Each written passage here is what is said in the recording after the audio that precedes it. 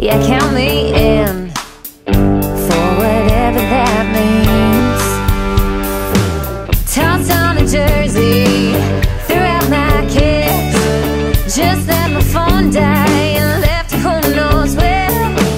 Don't try to call me, 'cause I'm not home. I'm just out here chilling, stopping time, but I'm sure not alone. I am drinking with the boys. I should be seeing other than the agenda. No, we have the minutes from the prior meeting, but we can't approve those, we can't really do, we can't call it to order. Basically, it's Eric's discussion. So we just take notes with, Just take notes. Yeah. okay, that's fine. Yeah, so what I will do is I will confirm that with the clerk, any publication platforms. And then for the goals, I've listed the township assets and kind of tried to group them together as people commented on the survey.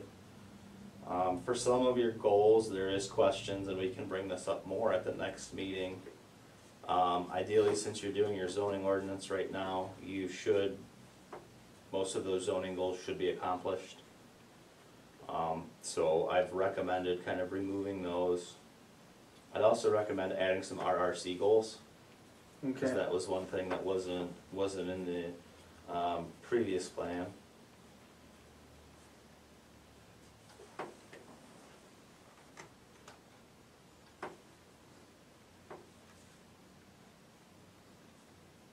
I did have some questions on like continued, you have continued involvement in Michigan Green Communities program. I just kind of put a question like, is this the case? Have you been following up on this like in the past 4 years, or has it just kind of gone on to another program maybe, or just kind of ceased? What does the Michigan Green program entail?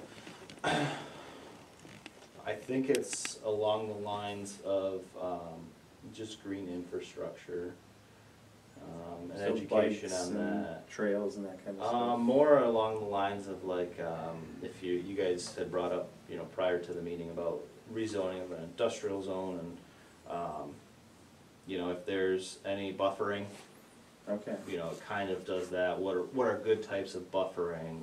What is good to see?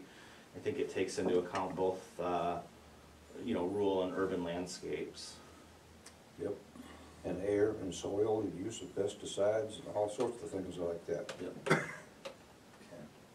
Yeah. And we were working on it with our system that we were discussing here for Sledgehammer, because that particular program emits almost potable water, and we were going to use it to irrigate the plants that might be along Main Street for green, and also into the park, because it's not going to bother anybody's health, because it is that clean. So there's things like that we're looking at. We're still involved in it. Certainly we've already made a few changes with regards to pesticides and so on. The other one that I did have a question on, and I guess it's fine to leave this in there because you're just saying encourage, but encourage the placement of underground utilities, and that is something that you guys can do as a community. Yep. Some of the other things that I had questions on is just being more directive. You had implement a wayfinding signage program. Yes. So I kind of like the terms establish and promote versus implement. Okay. I don't know if that's been something that, because then it's two steps, it's not just implement. Well, implementing is a whole process. We already have a plan, we don't. Permitting process, and yep. I did have, and for community infrastructure and stuff, it says protect important community facilities, and I guess I kind of put there, who determines if a facility is important? So, and that can stay in there for a later discussion when we have a full board. Well, certainly water, without Yep. question. Yep. And we don't have a sewer program, so we can't deal with that. But even like your parks, who determines if a park's important or not? Is it based off, well, there's no grants that are on it, so technically we can sell it? Well, there are And not have grants to on co- it. Yeah, I know your Yeah, parks. quite a few. Yeah, And, okay. and the other thing, Eric, we're looking at is the DNR Spark program. Yep, the new, We've got Carl, she's working on that, and she knows how to write it, obviously, and being an engineering background, she won't have any problem putting it forth, and I think that's, it's being worked on now. As far as the importance of the park, What's doesn't that? seem like the general public's too interested in it. They don't pass a millage to support it. yeah, actually, Yeah, well, you don't need a millage to support that, that's $100,000 to $2.5 million grant. No, I mean just the park, the wrecks and the stuff that we have now. Oh, you yeah, know. absolutely. But see, all that could be encompassed in this big grant if we can get a Yeah. hold of it, so. there were actually a lot of people that commented in the surveys on the park, as some of the things that they enjoy, the park, so, but there are some comments of, and I don't know if people really understand of like, well, just do fundraising, which you can do, I guess, if you wanted to, but they don't want taxpayers' money used towards park improvements. But I don't think, what they don't understand is that a grant match is taxpayers' money. Right. Like, you know, all your licensing fees for fishing licenses and all that is so. Well, they have to take into consideration too, that you got people working down there, they got wages to be paid and all that has to be supported. They don't seem to understand that, you know, it costs money to keep the grass cut. Well, Yeah. we've got a millage request for support out on this coming election. They had one on the last ballot too and it didn't pass. That's right. The other one too, that was under economic development, encourage the expansion of infrastructure required to make the township attractive to commercial and industrial home-based businesses. So it's just this encourage or is this pursue? Like I can be a great cheerleader, but I you know. would say pursue, because Okay. one of the things that came out of that survey, and Eric, you know it better than I didn't go through it all, but something like 40% or 50% of the people up here moved up here in the last 10 years. So those are people like me, you know, those are people that need high-speed internet, that need all that kind of stuff, remote work. Those are people that don't need jobs, but will provide jobs in the sense of services. So, yeah, I think the word for that is promote. Promote, I like promote better. promote the expansion. How soon before the fiber network is up and running? Presqu'île. Well, Barger Creek, I've got a 90-foot tower. No, all this cable that they've been burying out here, Yeah, that's That's fiber Presqu'île, optic, isn't it? you know. Yeah. Yeah. Yeah, I think this was the first community that they were getting to. The other thing that the state is doing too, that they did with ARPA dollars, is they are actually going out and surveying where these services start and stop. So the problem they've had, and I know we've talked to numerous people that have this, they live 3/4 down the road on US, 32, but they can't get internet service. Their Right. internet provider's telling them, well, if you wanna run it that 3/4 of a mile to your house and pay for it, we can give you service. So, there really hasn't been any indication what they're gonna do with this data. I'm assuming they're not just gonna let it sit there and Right. say we have a connection point here, one here. I don't know if they'll eventually put some pressure on the service providers to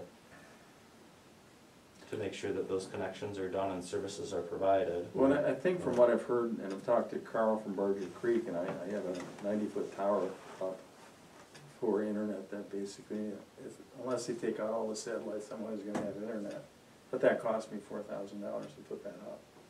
But they're all, I expect that Presqu'île's gonna put it, just like any company that's in business, they're gonna put it in the areas where people are concentrated. Yep. Somebody that's out further, you have to have an alternative, and I guess what I'm saying is they're all alternatives, but they're not cheap. Right. EING claims they're gonna put it right to your house, because everything's in place to do it now. Yeah, and the other thing too is that PIE&G can work with other services providers, so they can own the line Right, and have something like Spectrum, you know, Right. come in. yes. Um, Yep. Yeah, they can do a lot of things that the people don't know. I mean, they'll be public one day, but they don't need to do that yet until they're ready to produce it. yeah, well, and the problem is the public can't own this type of infrastructure. Exactly. So that's been a major issue that some other states, like the Dakotas, they can actually own the infrastructure. For better or worse, I can't see a lot of large and small communities managing, you know, Yeah, internet infrastructure and, no. They don't have Yeah. the expertise, they don't have the resources, they don't have the money, I mean.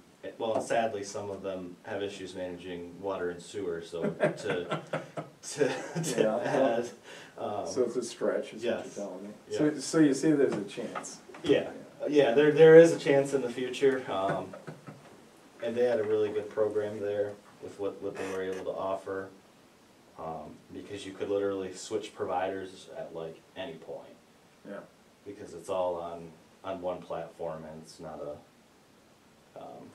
so I have a lot of the goals that are zoning stuff just to be removed, because it's gonna be updated, and I've kinda highlighted that with what I sent over.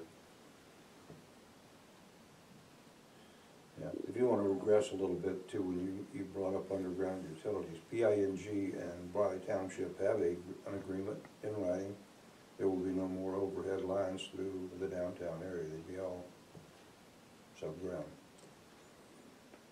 So, that's there, but as far as moving lines off the street, that's a little expensive, and they weren't willing to pay for that, so we have to have a grant in order to move it.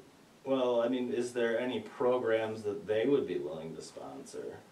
That's a good question. So not, I mean, you know, maybe change that, encourage to, you know, work to grow partnerships, to create programs. We could do that. The problem that Tom told me was basically that if they do it for Briley, they have to do it for all others within their, Right. within the organization. So that is So the that would problem. be Everybody half else the was not, state. and they couldn't afford it. Yeah, half the state, half our region, Exactly. yeah.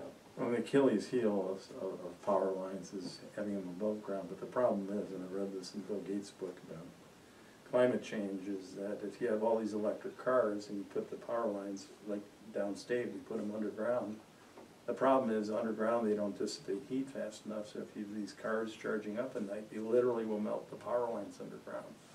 Above air they have the heat to dissipate. So there are things like that that people haven't really thought out. Yeah, exactly. Yeah. Exactly. Yeah, and you have a lot of issues with, just the pavement, and when you get into those areas, Yeah. heat from the cities just in general. Yeah, we've requested more of those charging stations, not only for that, but e-bikes and that type of thing that are used. What was interesting was what they said, we didn't even think about e-bikes. Right? And so now they are, and we gave them a recommendation list of where they might want to look to place them within the township. And it would be up to the property owners or the township, depending on who owned the property, as to where they might place them.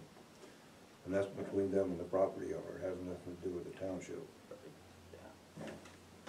And just having purchased some e-bikes from a person that was on the planning commission who has an e-bike business on Clear Lake, and having test rode them, you don't wanna be on one of those when you run on electricity, cause it's a long walk back. Yes, it is. Well, they have ones that, don't they have ones that when you pedal, they actually charge? Like, I thought that was. Those are really expensive, those are Okay. like $5,000. I thought that was the original concept, and a lot of the stuff I've seen is it makes that urban commute that might be 20 minutes, it can make it shorter, because you can use your e-bike, maintain a constant speed, still Sure. pedal, Yeah, charge when you get into, you know, yep, Yeah, the urban core or central business district, and yeah. That would be a good thing, because right now you've got rentals at Clear Lake. Well, if they come to Atlanta, they can't recharge That's them right. there. And they don't think, there's not enough charge to get back, so I don't know how they plan to do that. Yeah. so would that maybe be something, and we can discuss it at the full meeting next time, add support of electric Charging stations. car and bike charging stations? I would put that under infrastructure, community facilities, and community services. I'll just add a note. Yeah, I would think, given what we're hearing, if it's, I'm skeptical, but, you know, by another 10 years, there won't be any gas cars. So all we're gonna have is electrical, you know, devices. And hydrogen. Hydrogen is the future, Yep, but it's coming. yeah.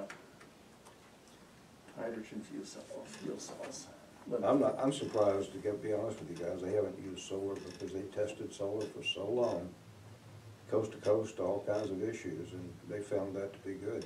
Yeah, I know in a lot of places they have it, they have solar within the window panes, Mhm. In a lot of bigger places, but I don't know that electrical corporations, if that's something they're gonna support. I wouldn't The, think. the biggest thing is, the only economic way to do it is through Presqu'île or something where they have fields.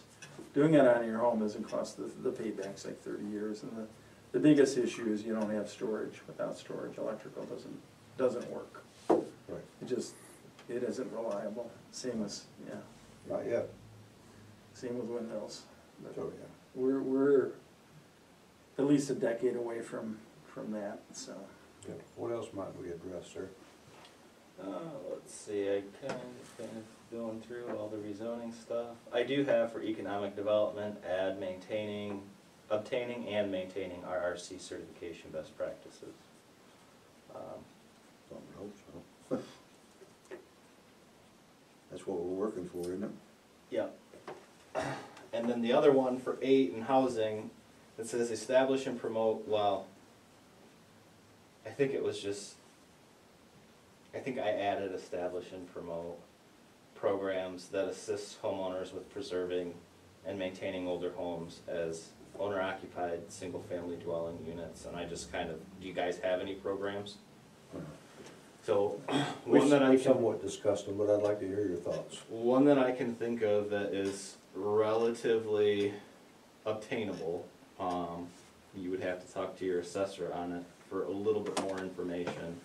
It has to do with replacing windows, roofs, sidewalks, and essentially it, I don't wanna say it doesn't increase the taxes, but it's less than, what it could normally be. So if you put all that work into it, new windows, new housing, new roof, resell it, as long as you hold on to it, it stays capped. So there are programs, and maybe it's just promoting some of those. Yeah. Cause I don't know what more you guys can do, you know. I don't think that we can do a whole lot, and the reason I say that is because the developers are out there reluctant to put the dollars up for building, for the structure. And I saw over in Alpena too, where they had stopped the Marriott because of that. But they're continuing the other program with Marshalls, and I think that's good. We're not looking at that as much as we are affordable housing. I mean, I'd love to have something like that come here, but it's just out of proportion to the town. Smaller shops, yeah, but when you get into housing, I think we're desperate for that. The reason I say it is because we can't find the workforce that's willing to come in and do the jobs that are available here. And it's causing the issues with restaurants and everything else. They can't open, they can't maintain their personnel. We're just short on people. What I think, Eric, I mean, I know in Petoskey and Traverse City, that's a big issue during the summer, that they have no place, temporary workers, no place to put them. Right. I mean, what, so. And during the winter, I Yeah, love staying there, Yeah, no kidding. If you know where to go. yeah. so. So, I mean, I would like to take the, you know, I'm a big believer not reinventing the wheel. Take your lead on what ideas you have that we could have affordable housing, what's Absolutely. working, you know? It's Well, gotta come yeah. from, it's gotta come from NEMCOG, and it's gotta come from the state. And sometimes it's not even affordable, sometimes it's just getting the stuff out there to know that programs are available. Right.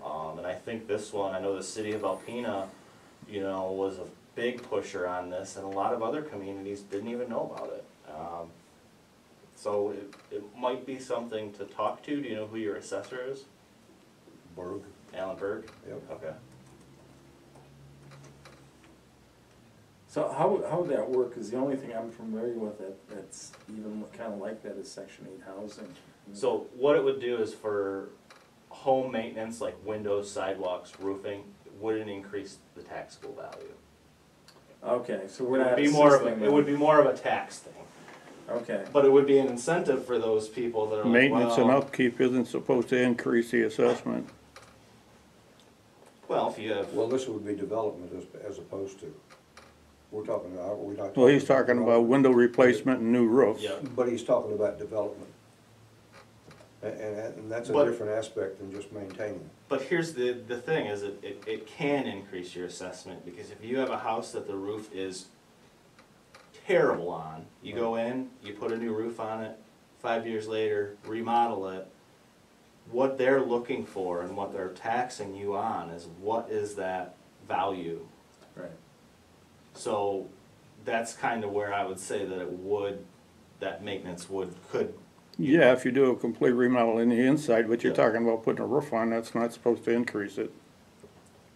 It may add value to the house because somebody won't have to do a new roof for 20 years, but it's Right. not an Well, accessible. that's, I've seen that downstate where people don't pull building permits because they think it's gonna.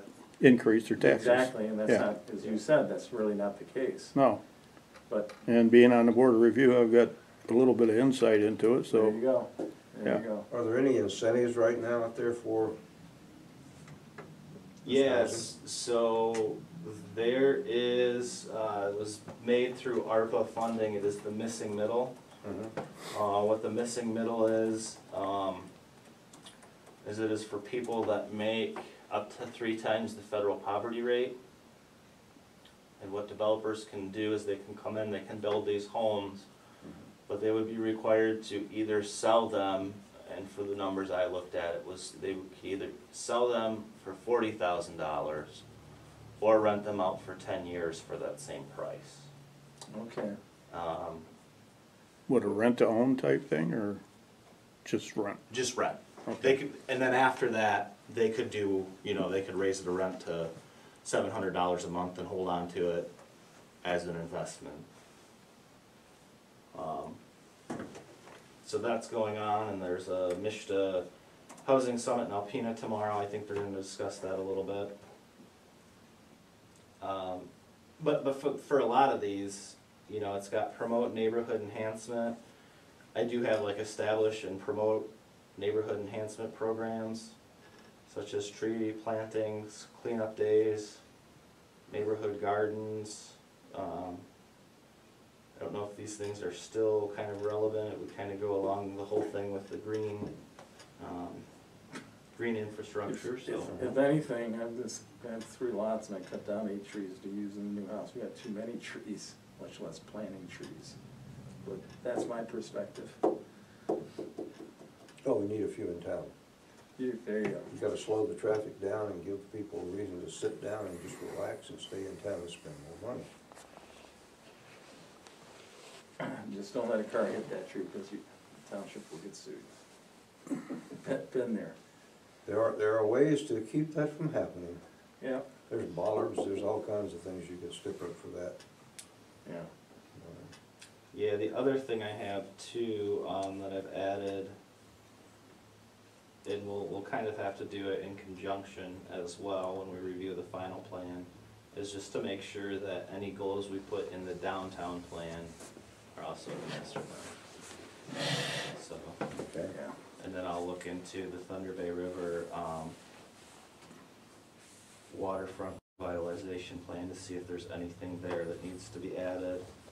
I also think there's a,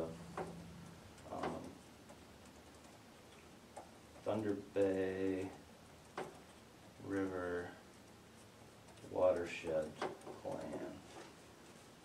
I think is out there as well, so. That's an interesting concept. The only thing wrong with it is upstream. I don't know whether you know about that or not, but there's some discharge upstream from that. Feces and so on right out of the house, right into the water.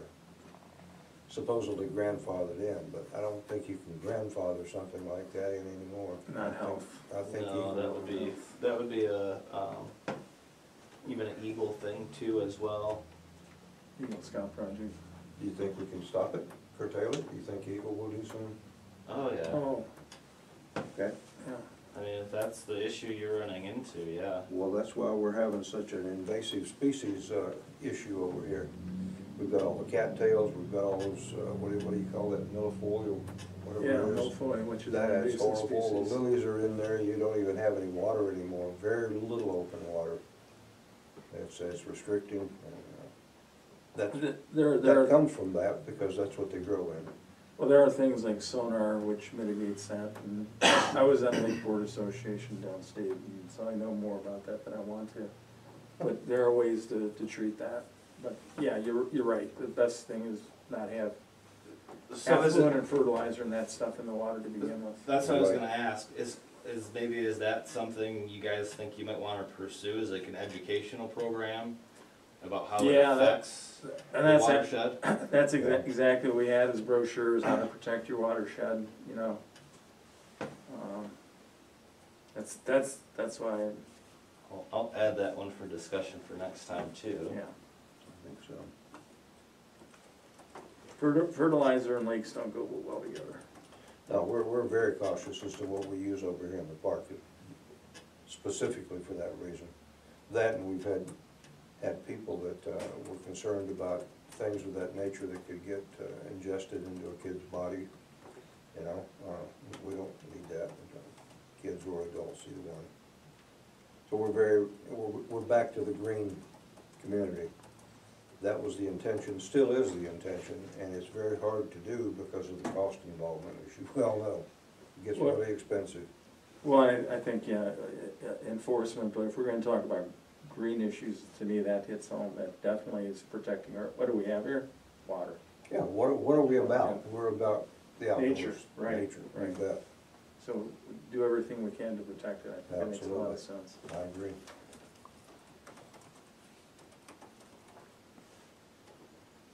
And I think education, I know we did that downstate too. Yep, education's huge. You know, we could bring somebody in here like the watersheds and have them discuss it with community members, groups that Yeah. might wanna get involved with it. We used to have the Boy Scouts that did it, and since we don't have a troop, we no longer have that available to us. Okay. So if a church would pick that up, a Boy Scout program, and it might be incentivized, you know, to get the waterways open and cleaned up and. Do you guys have any issues with stormwater management in areas? No. Okay. No.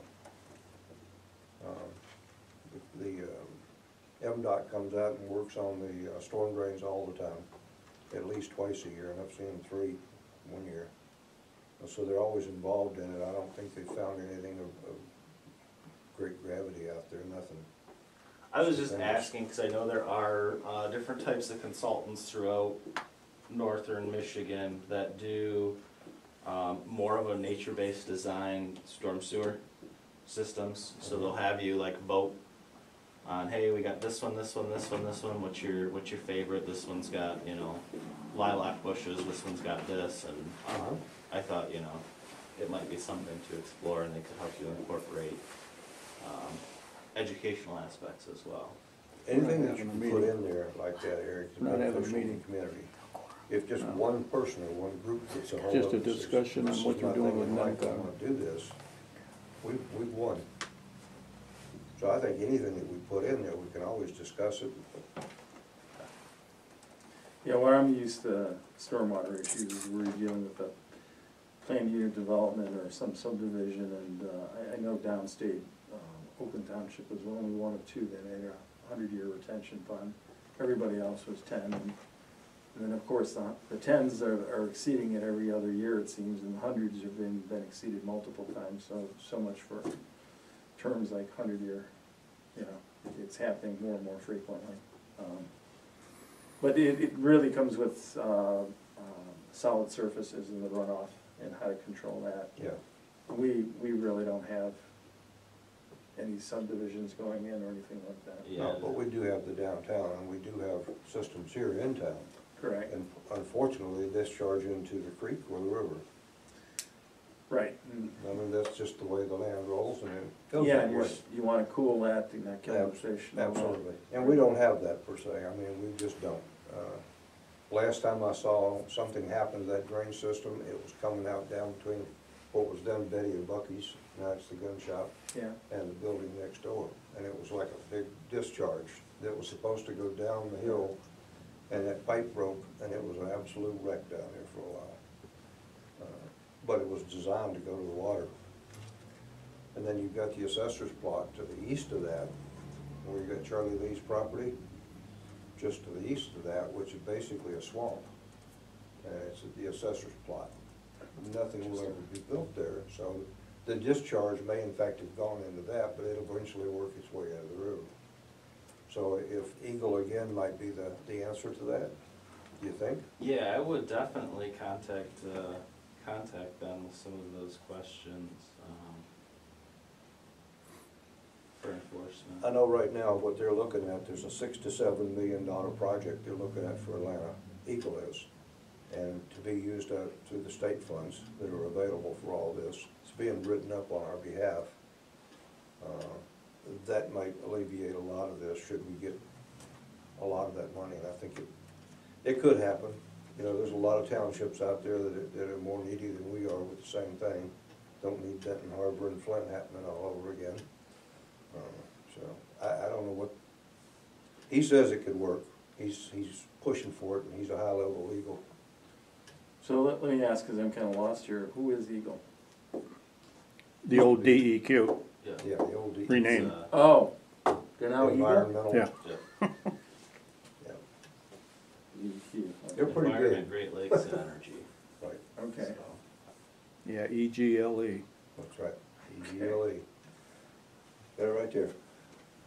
Yeah, that's good. What else you got? I think that's all. What? Let me ask you this, back when we were talking about,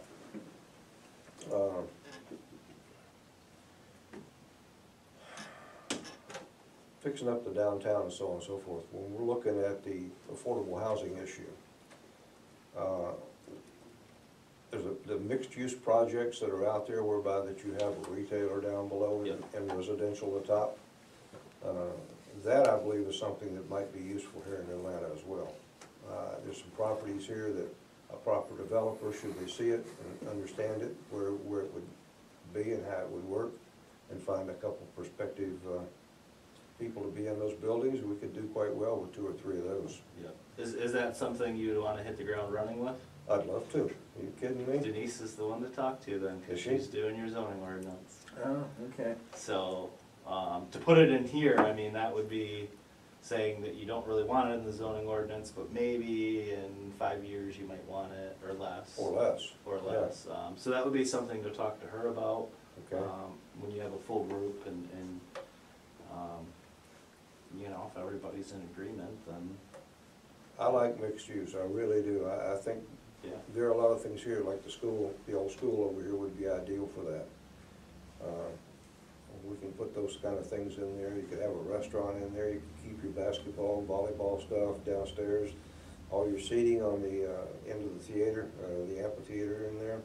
Put the stage, you could put on plays, you could have concerts, movies, all kinds of mixed things going on. And when that's not happening, you could have basketball tournaments and volleyball, and yeah, it could be a phenomenal thing. Even with Well, buy the building and get it started.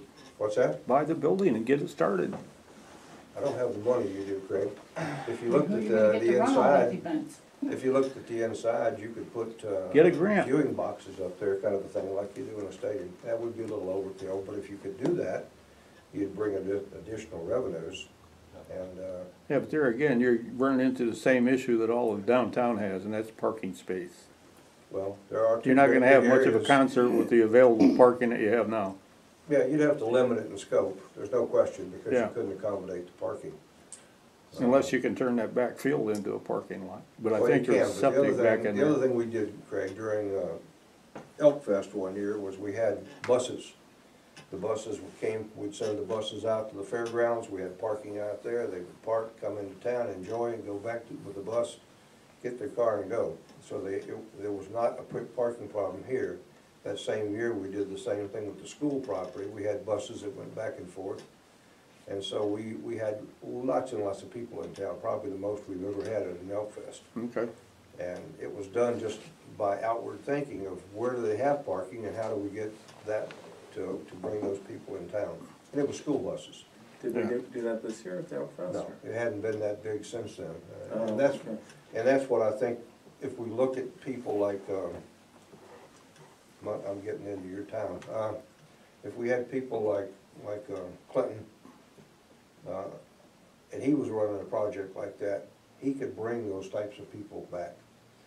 It's like he and I have talked about bringing bands in from other communities and have them marching the thing. You can imagine the people that would come here just for that.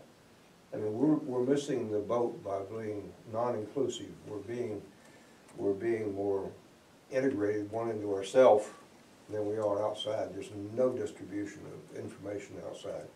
It's like with your project that you got down here. What project? If you had advertising that hit all the communities around here, you would have better participation in the park. It's just marketing. Oh, the arts and crafts thing? Yes, we used to do that with Anheuser-Busch, and we had them printing up all kinds of things. Their salespeople went out there everywhere that they go out of Alpena, and Jim made sure that those bars and everything out there, the grocery stores, the whole thing, knew about the Elk Fest here. And that's why it grew to such a large number. The beer distributor advertised for you? Yes. We had a thing there in the beer tent that was a camouflage event, and we gave away great prizes. Weekends at places like Garland and that type of thing, everything included. You didn't pay anything. And lots of gift certificates for other resorts. And we had that down in the beer tent, and it was done by a sound meter. And when the more noise somebody made after the entertainer was there, Kevin's remember that? Yeah, the entertainer, whatever they did. Yeah. When that was over, we'd get the sound meter and hit the number, it would be a 6.9 or a 9.0 or whatever the hell it was. And that's how we found the winner, was people making noise for what they liked the most. Well, I those remember are all that. things we can do, working with the Chamber of Commerce and other Oh, yeah. organizations. But see, that kind of stuff drives the town. It drives everything. Well, we're flyover country, we're drive-through country. We are. People don't stop, they just, But- you're going to Alpena or Gaylord. You gotta change it. You gotta I think agree. different. I agree. out of the Well, box. and I know other communities have struggled with this when it comes to events and promotion. I guess I see both sides of it. You have the community saying we don't have enough events. Mhm. Are there people stepping up to put on events? Exactly. It's very difficult. Not only that, a lot of people, I've seen it in just about every community I work with, that we can't get the volunteers, we can't get the volunteers. Right. Yeah. And usually when they do, it's the same volunteers that have been doing it for 5 years. Yep. So, some of it might be changing that and promoting it in different ways, promoting, different events maybe at the park. Yep. We had 5 stages set up that year for bands, and then we had the big bands, the really good bands came into the beer tent. You couldn't even walk in the place, it was so damn busy. And we even had to put on a wine garden out there, beer and wine garden, outside to accommodate, and it still wasn't large enough. My That was take on it, from doing the arts and crafts thing, there's not too many people in the local community that wanna support it though. I sent Right. out numerous letters and stuff for people to donate and make any kind of contribution they could. Yep. I got 0 response. Yeah, exactly, and that's why you gotta go out. Yeah. I think you've got 2 types of people from what I've seen, 20 years I've been up here. You got people that like it just the way it is and don't change anything, and you got, looking at that survey, you've got 40% or so that came in the last 10 years, 50%. They wanna see that kind of stuff. Yes, you bet. And maybe it's just getting that information out there, like, where they can approach the township to do an event. Right. And if you have that information out there, when events aren't being put on, you can say, well, so-and-so and so-and-so, and we've all volunteered to do this stuff, and here's the application we have on our website to do events, and we haven't received anything. And again, So, the Right. I mean, what more, what more can we do? Not, And the website's a good tool to use to Yep. say, Oh, it's massive. have an event, Yep. like your, Flyers in the tax bill. exactly. Oh, The other one I had too is, and I don't know if this is still being pursued, wasn't one time narrowing down the lane and putting in parking spaces, is that still something? Yes. Yeah, we're gonna have 6 feet or something for the, Well, move it in.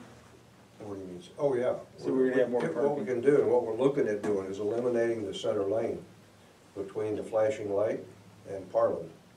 Only places you'd be able to turn that would require a place to turn, a lane per se, would be at the 33-487 intersection, and Parland because it goes into the park. So you need something to turn left to go into that facility. Other than that, you're picking up 11 feet for that center lane, and so you've got 5.5 feet on the right and the left. You move the center line further into the middle, you got better visibility on the sides, so you can see up and down the street. Less chance of an accident, you don't have to pull out traffic before you see something. Oh, right now, the line of sight is terrible. It's bad. It's, Has that been discussed, like, in depth? Yeah, with MDOT, we've had more than one meeting with it. They're willing to paint the road any way we want it. We just have to get their permission. Would that be free parking or paid parking? Well, the free parking is already there, it's already in existence, okay? And what you're really doing, you're picking up, we were looking at picking up room for expansion on the sidewalk. But if we don't do the friendly, what do you call that? Walker. ADA? Yeah. The friendly, meaning the wheelchair can pass one another, right? Versus one lane for that, which is 3 feet. And then every 200 feet, you have a passing lane, if you want to call it that, but ability for them to pass. Then you've got a legitimate project. So now we can shrink that sidewalk back down from the 10 feet and utilize just 6 or 8 feet, which is pretty much already in existence. And so, as we evolve the project, we're finding out more and more that will alleviate the cost considerably and guarantee us a nice downtown. So if we look at the lights, putting street lights out there and eliminating the overhead LEDs, we don't need them. We'll have a nice community, a nice look, which you brought up here in the buildings. It's the same thing with the sidewalk and the streets. And that, it brings people into town, especially at night. They're not afraid to come into town because it's well lit. It's just fun to walk in, and then you can bring them into the park. I mean, there's a lot of things we can do here. Yeah. Well, The only thing the reason I asked is because that would be something that the township, I'm assuming, would then have to maintain as those parking spaces if not paid for. Well, the parking places are already there, and MDOT actually doesn't do anything with them. They're just there. So it would just be painting them and. And they plow them. narrowing it down. Right, and then the additional parking was going to be down West Street right here, and it would be angle parking on the west side. We'd have to alleviate the, I think, 5 or 6 places on this side, but we'd pick up an additional 12, just with the angle parking. And we could put a couple of them in, and I wouldn't do it up there, but I might consider doing it down here, where you can have the parking and charging stations, per se. It's not up close to the street, and when you start doing that, you can put in a couple of handicap places up in the front, which we've never had, up closer to the street. So, yeah, the other thing too that you had mentioned was, you talked about like looks and aesthetics. Mm-hmm. How would, and it might be something to discuss a little bit with Denise, maybe more of a form-based code downtown? So with Euclidean zoning, what it looks at first and foremost is the use. Is it gonna be a bakery? Is it gonna be an office? Is it gonna be, so that's what it looks at, where form-based code would look at the aesthetics first. Okay. It would look at, what does the outside of the building need to look like? Well, right now, I think that's the least of our worries, since we have a lot of rundown, empty buildings. I mean, Yeah. so the first one. But then coming in, for those that would come in, that would be, a standard of, this is the, This is what we want. if you're gonna open this up aesthetically, this is what it needs to look Right. like. And that could even be something that you can say, well, we're not there yet, we'll start with the mixed use, see how things go. I think Yeah, you need to look at it right up front, so you're not, Yeah, you're gonna yeah. continue to be evolving.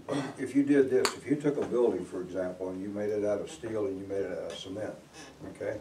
Your facade could be anything under the sun, and you could constantly change facades. Yep.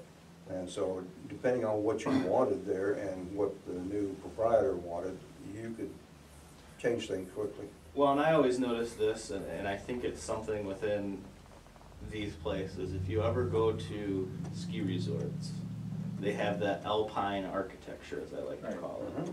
That is a great example of anything that's built there is going to look like that. Well, and Gaylord's keep a that perfect theme. example. Exactly. Yeah. So, it might be something to discuss with. I just think, Denise, and this should obviously come from the planning commission, but we got so much to do, we gotta walk before we can start. Yeah, and it might get tabled, but the reason I asked it is because even if it gets tabled and you're like, yeah, that's a great idea, we might want it in the future, we can put it in your downtown plan.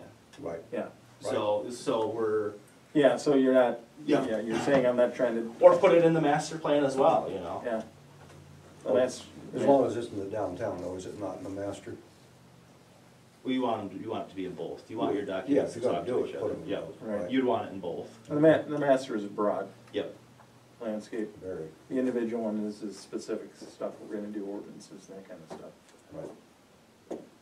Yeah, I did a survey on that once and asked the people what they wanted to see in the downtown as far as aesthetics, and it came down to the up north log cabin stone Yep. type of thing. Mhm.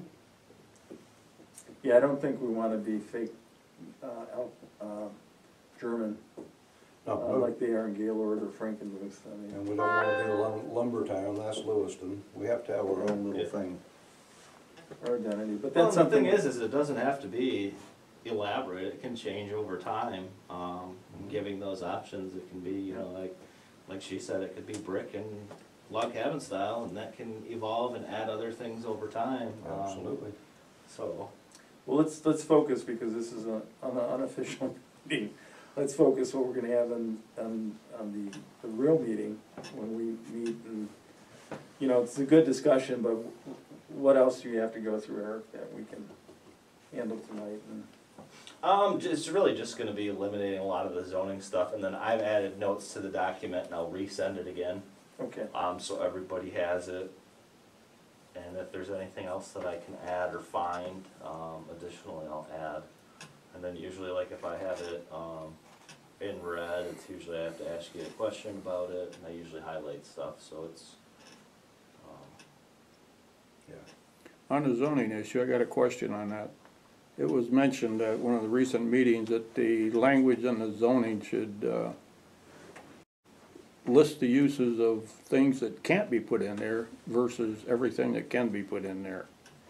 Which tends me to remember in the legal battle that we had with Bruno over there, part of the problem was that in the zoning language, it states, like, especially in the special uses, it'll give 4 or 5 uses, and it says, and other such commercial businesses, which we found out that's. through the attorneys, it's illegal, and it even went through the state Yeah. Supreme Court. Well, So, that's, to me, that's I just. think all that needs to be cleaned up, I don't know if you Yeah. guys are, Yep, that's what Denise is working on, that's really vague language, and usually if it's not in the ordinance, it's not a permitted use. yeah, yeah. Cause I got questions about that all the time. Well, it's not in there, so it must be permitted, and then you kind of, you flip the script on and say, okay, amusement park is not in the ordinance.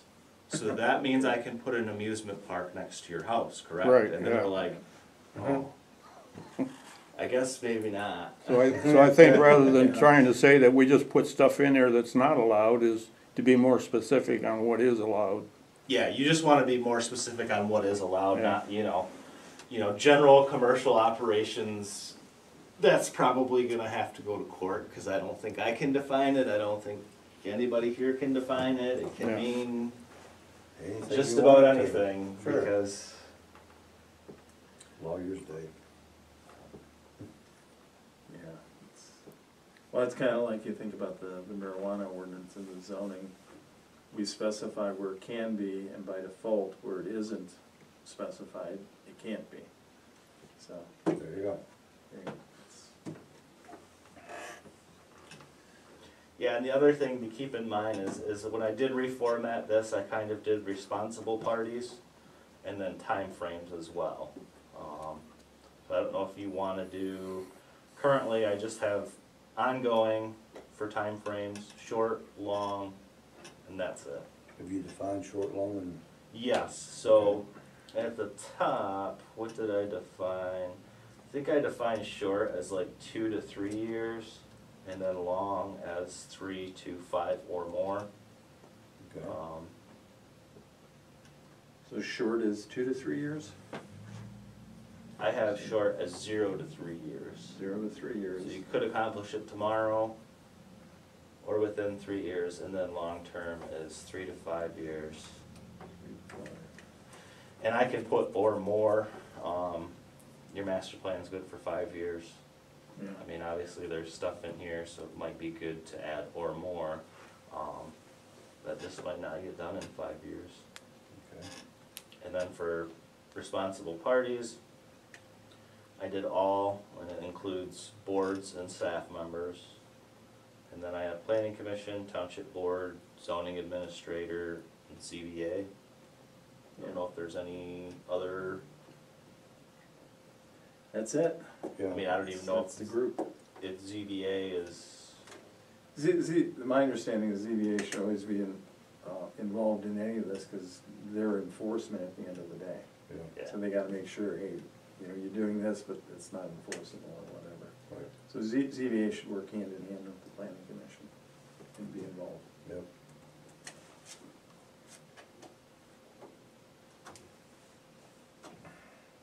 Oh, that's pretty much everything that I have. I'll resend this and then let me check the schedule for our next meeting. So you guys will be meeting, doing a special meeting in November. First. You will be meeting with Denise to review Article 3, which is the first part of Article 3. I will at that time be writing the draft downtown plan.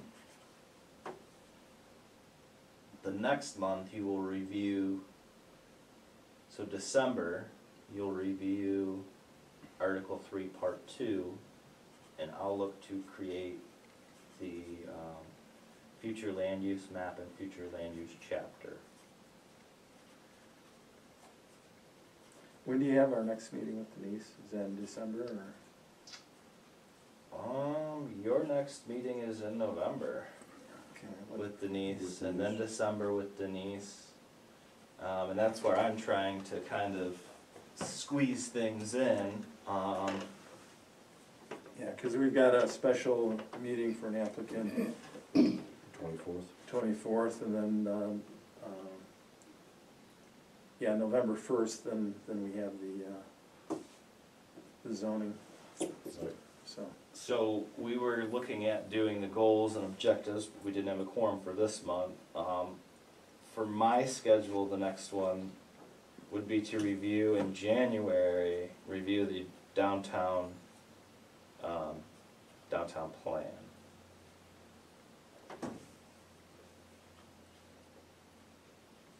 Okay. So I don't know if we wanna move things around a little bit, if you want me to come to one of Denise's meetings. You're pretty long meeting. I know, that's the problem, is you're getting into where trying to like reschedule.